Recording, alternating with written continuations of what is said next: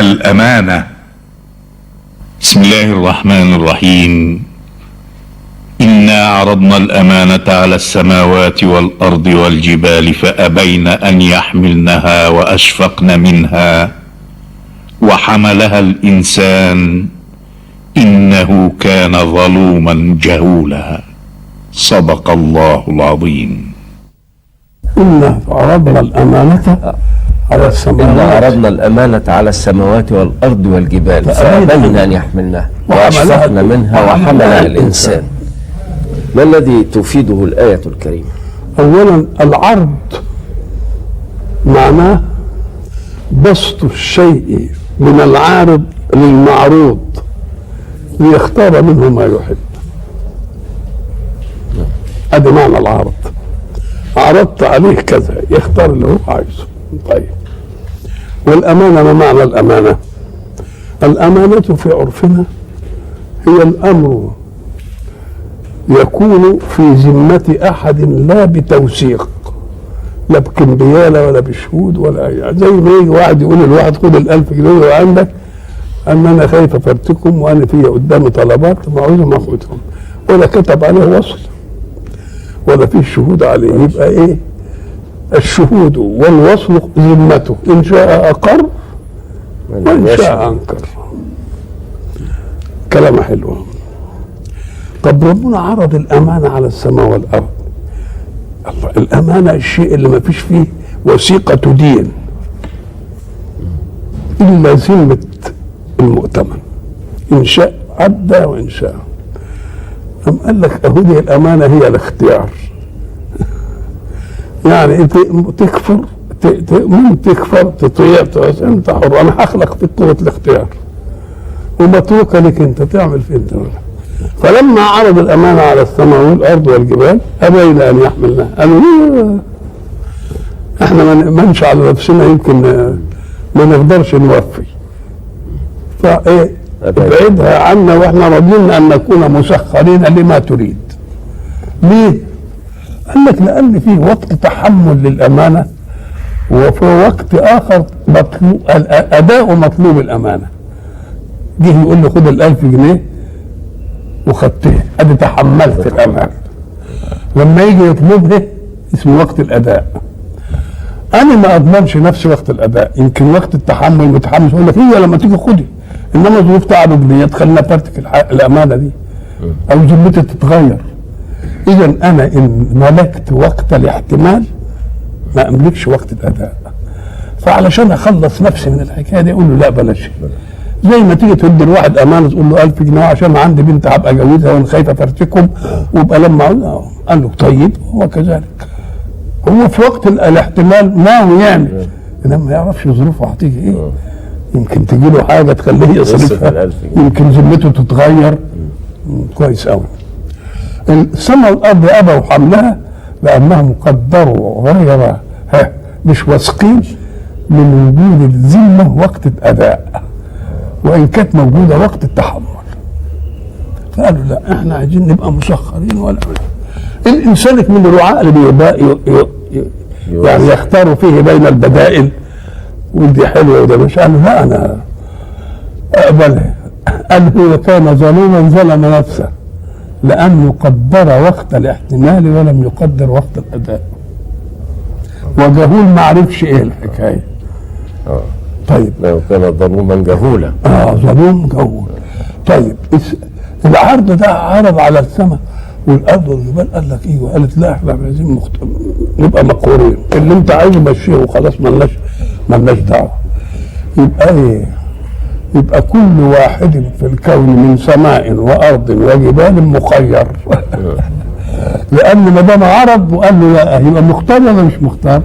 بس هو مختار من كلمه واحده وانتهينا، انما ده بيختار كل مره، يبقى متردد في الاختيار. واشياء كثيره يمسك نفسه في وقت ولا يمسكش نفسه في الوقت الايه. يبقى هي امانه الاختيار بين البدائل. السماء والارض طلبت ان تكون مسخره. زي ما واحد يدينا امانه يقول له ابعد عني، لا ابعد عني. فابين ان يحمل، هي ابعد عني دي بتاعت فابين ان يحمل. لا لان انا ما بعرفش اعمل ايه، خد ابعد عني وخلاص كده. لكن الانسان بقى قال ايه؟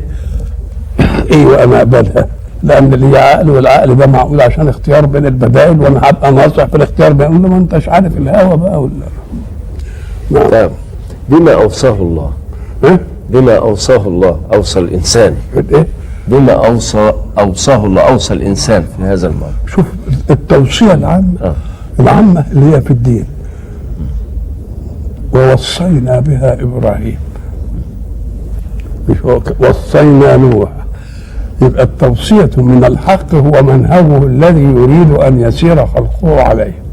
وبعدين أنت بتاخد التوصية دي بالشيء المهم في حياتك، توصي أولادك بأهم شيء بقى. نعم، يعني أمر مؤكد. يعني النبي جاب منهج طويل عريض، القرآن والسنة، لكن لما جه في حجة الوداع جاب شوية حاجات بسيطة قوي، وقال المرأة والايه والخادم، جاب يعني الحاجات اللي ايه زي ما الراجل يوصي اولاده، وما بيجيبش كل حاجة بقى، بيجيب اهم حاجة. فضيلة الشيخ حرس الاسلام، ولذلك هناك شرع لكم من الدين ما وصى به نوحا، فالتوصية من الله عظة باتباع منهجه، لأنه هو ده المنهج المفيد لكم، وأنتم خلقي وأنا أحب لخلقي أنهم يكونوا كويسين، فعايز أضمن لهم حياة أخلق من هذه الحياة، وهذا منهج العمل الصالح، واطمئنوا إن أنا مش هستفيد من دي حاجة، الفايدة كلها راجعة لكم. السرقة. بسم الله الرحمن الرحيم. والسارق والسارقة فاقطعوا أيديهما جزاء بما كسبا نكالا من الله والله عزيز حكيم. صدق الله العظيم. قال تعالى: السارق والسارقة فاقطعوا أيديهما جزاء بما كسب نكالا من الله. نعم. ما هي حكمة فرض عقوبة القطع للسارق؟ لأن السرق أخذ مال الغير خفية، ويكون في حرز، وفي حرز مثله، ولا شبهة له فيه، كأن يكون مال أب أو. ليه السرقة ربنا عمل عليها حد؟ لأن السرقة اعتداء على غير حق، واعتداء على غير حق لو كانش مجبور فيه حاجة تمنعه كان كل واحد يجترئ وياخد مال الغير. والله يريد أن يحمي حصيلة حركة الحياة اللي هي المال أو الغير، علشان كل واحد جاي لا يجد وسيلة إلى أن يملك إلا أن يعمل. إنما واحد ما بيعملش ويروح كده على واحد بيعمل وينهب منه كده، لا، هذا الكلام. يبقى إذن الله يريد من الكل أن يعمل، ويريد من الكل أيضا أنه إذا عمل نحافظ له على نتيجة عمله، علشان الكل يعمل ويضمن إن ماله محفوظ.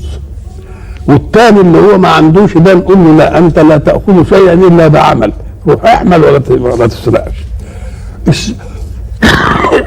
السرقة دي أداتها اليد،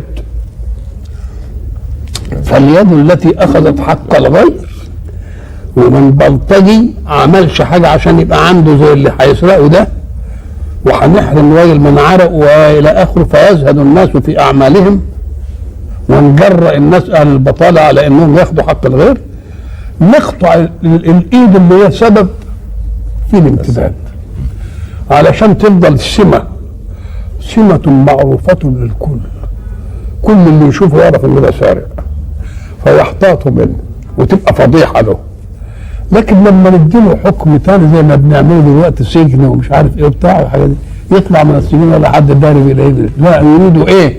يريد ان يصيبه وصمة تظل معه شاهدا على انه افترى على غيرها. وحين يغلظ الله العقوبة لا يريد ان تحدث، وانما تغليظها حتى لا تحدث. ولذلك جعل لكم في القصاص حياة، لأن لما واحد يقتل واحد ويعرف إنه هينقتل يبقى مش بيحافظ على ده، بيحافظ على إيه؟ على نفسه. لكم في القصاص إيه؟ حياة. فإذا علم السارق إنه هو اعتدى على حق الغير بالنصاب لقطع السرقة، يقوم يعرف ان كل واحد ما يجيش على حق واحد بلطجي ويجي يعمل العمليه دي، ونؤمن كل واحد على حركه حياته في انها محفوظه حتى كل واحد ايه يبتدي في حركه الايه؟ في حركه الحياه.